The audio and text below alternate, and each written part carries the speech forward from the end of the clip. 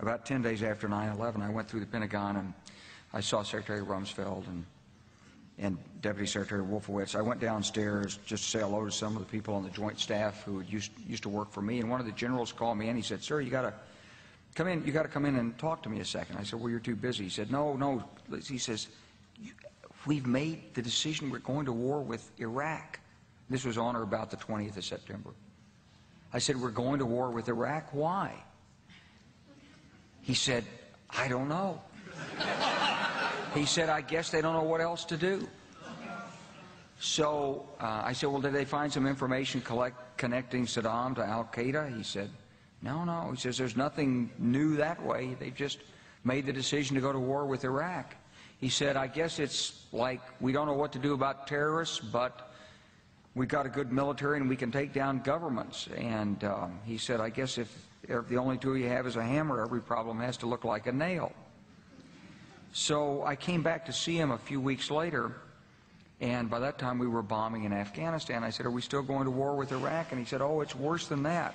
He said, he reached over on his desk, he picked up a piece of paper, and he said, I just got this down from upstairs," meaning the Secretary of Defense's office today, and he said, "This is a memo that describes how we're going to take out 7 countries in 5 years, starting with Iraq and then Syria, Lebanon, Libya, Somalia, Sudan, and finishing off Iran."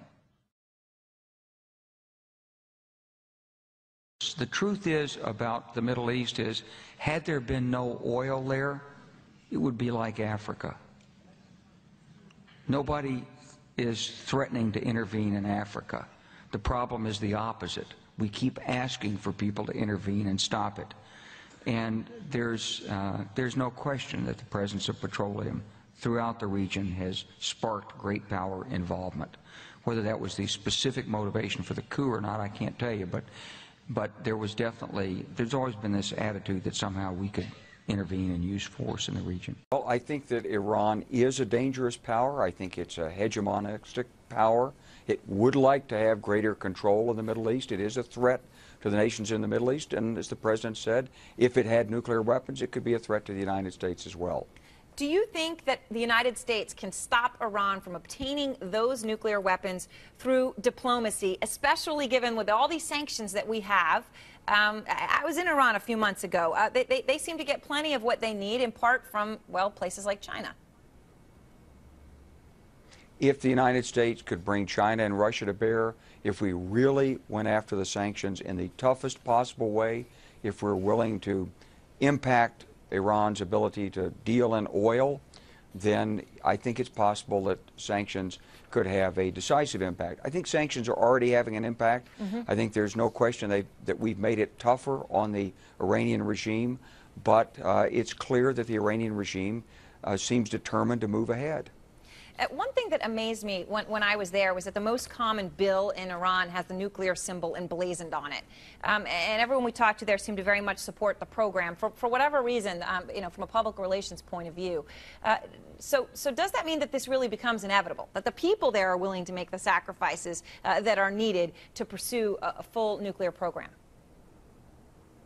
Well, Iran has sold this as a national pride and national achievement for nuclear energy, not for nuclear weapons. They're continuing to deny their nuclear weapons program, but of course the indications are that they're pursuing it.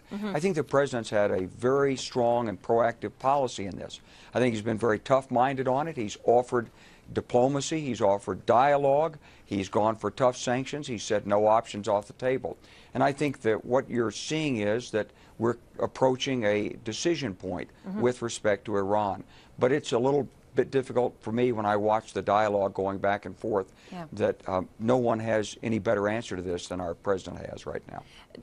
General Clark, do you think that America could go to war in Iran right now if we needed to? Because there are plenty out there who say we can't. Military is overextended. We have cuts hitting our military, that the bluff of the United States could be called if military force in Iran were required. We don't have what it takes. Well, we wouldn't be going into Iran to occupy Iran. There's no requirement to do that. We would go in with I think, some fairly significant strikes. I don't think they'd be limited just to the Iranian nuclear facilities, but they'd be much broader strikes against Iran's military and industrial complex and its ability to retaliate. Now, ultimately, we know the Iranians have a worldwide terrorist network. We know they would attempt to respond using terror, but I think that the overwhelming power of the United States would be very, very effective against Iran's conventional and unconventional military capabilities, especially in the Persian Gulf and in Iran. All right, General Clark, thanks so much for joining us. We appreciate it.